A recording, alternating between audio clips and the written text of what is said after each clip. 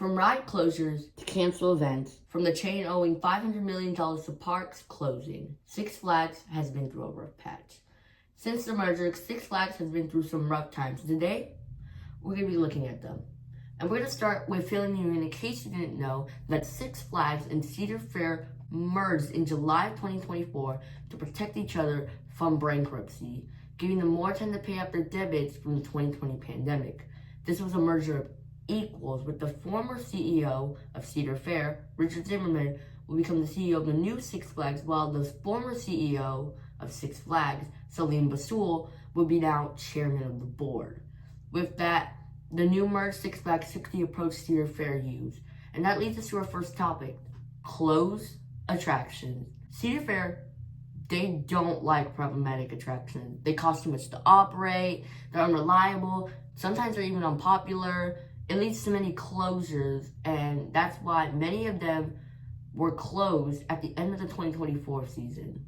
We had the former world's tallest King Caw and Green Lantern at Six Flags Great Adventure, leaving a huge scar at the park. We also had La Vibora at Six Flags Over Texas, Nighthawk at Carowinds, Anaconda at King's Dominion, Superman Escape from Krypton at Six Flags Magic Mountain, Kid Flash Cosmic Coaster at Six Flags Over Georgia and Six Flags Fiesta Texas, and Time Warp at Canada's Wonderland. All closed because of their unreliability. And it's not just coasters that are leaving. We also have had many flat rides leave the chain, and other attractions such as sky coasters and go-karts have been leaving the Six Flags chain as they cost too much to operate, and they're trying to pay $500 million before 2028, and to do that, they gotta minimize spending and they're trying to maximize profit, which led to the closure of a lot of fan favorite rides just because they're unreliable and they're trying to make sure they pay off this debt. There are many other coasters I could see leaving the chain, such as Accelerator at Knott's and Invertigo at Kings Island. I just see a lot of coasters leaving. If they're unpopular, if they're unreliable, they cost so much to operate, too much that the chain just decides like that's not worth it. So yeah, I could definitely see a lot more rides closing in the near future. With the goal to minimize costs though, many events have also been canceled at various Six Flags parks. We had King's Dominion, California's Great America, Six Flags Great Adventure, and Six Flags Florida lose their holiday event. And we've also had Michigan's Adventure and Six Flags America also losing their Halloween event. In certain places, yes, it makes sense, as it costs a lot to start these events, it costs a lot to keep these events going. You have to pay actors for parades, you gotta change things up at the park. So yes, in certain places it makes sense. Attendance just isn't there. But places such as Six Flags Over Georgia that cancel their holiday in the park, it doesn't make sense, as Carowinds, Kings Island, Canada's Wonderland still has Winterfest. And here's the thing, they don't have any rides open. So it must be an attendance thing, but I don't know what's happening. But Six Flags Over Georgia, they canceled their event is very, very strange. So with holidays events getting canceled and all these events, we've also had a whole parks close. As a chain, they just don't see the value of keeping. We've seen the closure of Six Flags America in Bowie, Maryland, as a chain just doesn't see that there's enough value in the park from ticket sales, from season pass sales, from sales and food. They just don't see the value of keeping the park, and they think it's more beneficial to sell off the land than to continue running the park, which is really sad. I went to Six Flags America in early August, and I really, really enjoyed the park. Going there, I did realize that it doesn't make sense to relocate any of the coasters. If you saw my video talking about Six Flags America, I said that I thought a Raging Cajun and Great Chase would make sense to relocate, but looking at them now, they still don't make sense to relocate. And I think after November 2nd, I think they're all gone, which is really unfortunate because some of the coasters there, such as Wild One, they're really, really good. And it's really sad that they're going to be gone by the end of the 2025 season. Although most of the coasters are gone, I can still see many flat rides, other things being moved, especially I think Harley Quinn and other flat rides can be definitely moved. I definitely see the value of moving those, but the coasters I think are gone. And unfortunately, Six Flags America is on its last leg, but there's another park also on its last leg, and that's California's Great America. Unfortunately, corporate spoke out and they said that their lease for the park ends at the end of 2027. And if they don't renew it, that means that the park is gone by the end of 2027. And it seems as that's what they want to do. Again, they're trying to minimize costs. It would make total sense that they would just be done with it and just say, by 2027, it's gone. We don't have the official announcement yet, so you could still go, but I would definitely go before 2027 because it seems like after 2027, there won't be a park anymore. So, unfortunately, that's going to happen. And I don't think any of the coasters there, such as Gold Striker, which is my personal favorite wooden coaster. I am wearing a Great Adventure shirt right now.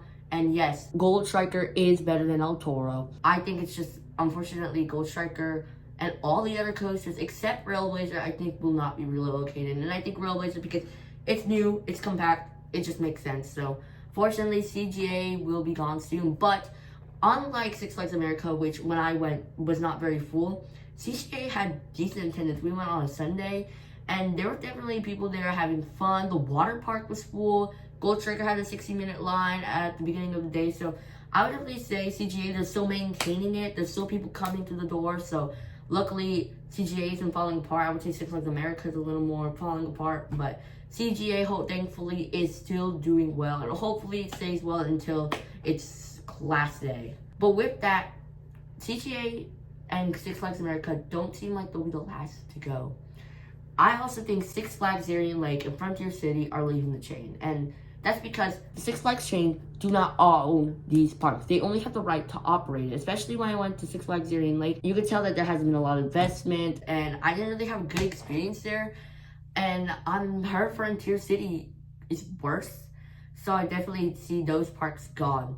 I also see Six Flags St. Louis going because it's outside of St. Louis in the city of Eureka, which is 40 minutes, I've heard, away from St. Louis. So that doesn't make sense, and that's not great for attendance. And it also hasn't gotten a major investment since 2008 with American Thunder. That is a long time for a park to not get anything. So I just think it's gone. Attendance isn't great for the park. St. Louis apparently has been losing residents, so it would make sense just to pack up its bags and go. And I also see Laurent and Six Flags Mexico leaving, as these parks also, they don't get large investments very often, and they're in different countries, so it's maybe a little harder to operate them. So I don't see the chain wants to continue operations there. And I also could see Michigan's Adventure leaving the chain, but I still think they won't. But I feel like if all said and done, if those parks I just said get sold off and they still need a lot of money, they still need like $100 million to pay off, I think the park could be gone too. So Michigan Adventure is a maybe, but the other parks I think are definitely out of the way. And so those are the big things happening in the parks. But there's a lot of things happening internally in corporate. So let's discuss those. The big thing that's been happening is the new $999 Gold Pass to all Six Flags properties. That is 42 properties. That is insane. It's great for us, it's really cheap. It helps us keep going to these parks. It's helping a lot of people get to these parks. Yes, but it's not going to help the chain with money. In their minds, they're trying to get more and more people into the parks. And I think doing this could mess that up because, yes, it is cheap season passes, but now a lot of people are going in and they're just going, and you're losing money also from that. So hopefully the goal of getting more people into the park is met, because throughout 2025, attendance has been low at these parks, but hopefully they go up. And also, people with season passes, they're going to have to spend money on food, merchandise, and Fastlane. So hopefully that does mean that there's more profit going into these parks. So hopefully that's happening. But with these cheap season passes, it may not all be well. All the Halloween events in these parks, their mazes are now extra. Even if you're a season pass member, you have to pay extra. Even if you're a prestige pass member, you now have to pay extra, which isn't helping the customer, because yes, they're going to be making money, and especially because of these cheap season passes, but it's not helping you because now you have to pay on something that you didn't have to. If you look at the Legacy Cedar Fair parks, you could get in for one price, generally around $45 to $50, and you would get in, and you had the scare mazes, the scare zones mazes, and you had the whole day at the park. So, but now you have to pay to get in. Usually they're $10 minimum, but Some maces alone, such as the Conjuring mace, is $15 minimum, and that's minimum. On Saturdays, they can go up to $25, which is insane. So yes, we are getting cheaper season passes, but what's the cost? We could lose more things with these cheap season passes that we're not realizing. So hopefully we don't lose anything more, and hopefully we can keep the benefits we have with our season pass. We also need to discuss about what has been happening with, supposedly, the rumor is, Peanuts are out and Looney Tunes are in. So at the end of the 2025 season, the license for Peanuts will expire.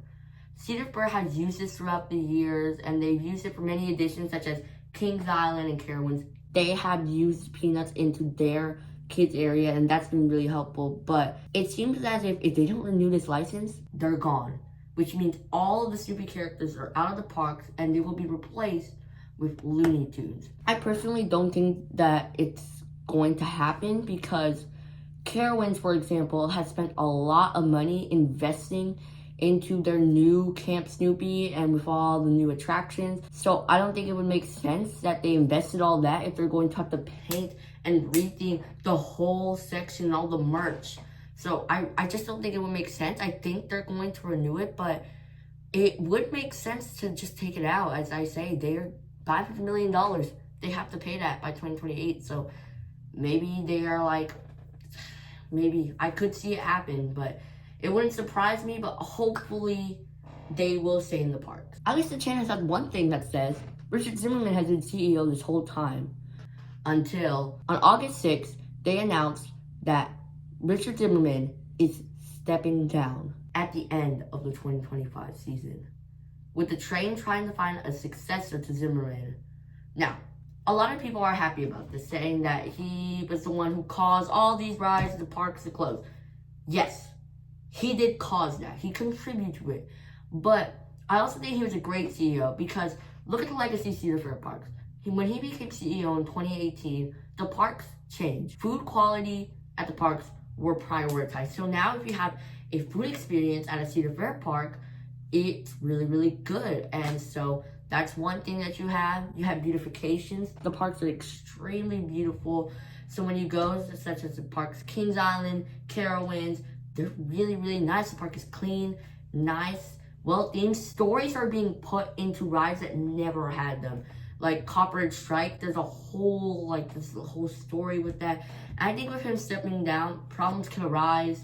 The parks could head backwards in what they were trying to do, and I really hope whoever is his successor helps keep the legacy that he has. Now, maybe not as conservative as like closing parks stuff, especially some of the California's Great America parks, like really beautiful parks now. But hopefully they're able to continue the legacy that Zimmerman has left. So, but that's all we're gonna have to see by the end of the 2025 season. So let's go to the root of the problem. $500 million in debt. It's no secret the chain owes all that money and they have to pay it by 2028. That's a huge amount of money, and the economy isn't great. I'm not getting into all that. If you look at the last 2 years, the stocks for the Six Flags chain have not been good.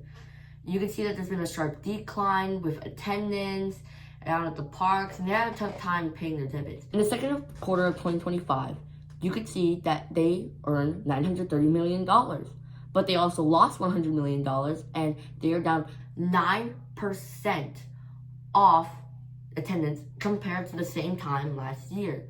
So they aren't great numbers, because if you think about it, they have almost double of what they used to have. So yeah, losing $100 million, it isn't great, and it's why Six Flags, it's just necessary to sell things off. They're losing money with these attendance numbers, and yet they still need to run all the rides. They need to have food, merchandise. They still need to pay people. They need to keep these parks running, and it all ends up being a lot and ending up having the issues we are having right now in the Six Flags chain. Hopefully by like a year from now, we are in a better place, but right now, Six Flags is going through a rush patch. So that's really what's been going on with the Six Flags chain. And I just want to say, if you've been a victim of these layoffs, I'm really sorry, and it's extremely cruel, and hopefully you're doing well. That's all I have for you, and I hope you enjoyed this video. It'd be so cool if you gave this a like and comment. money. I keep chilling with the coaster dude. There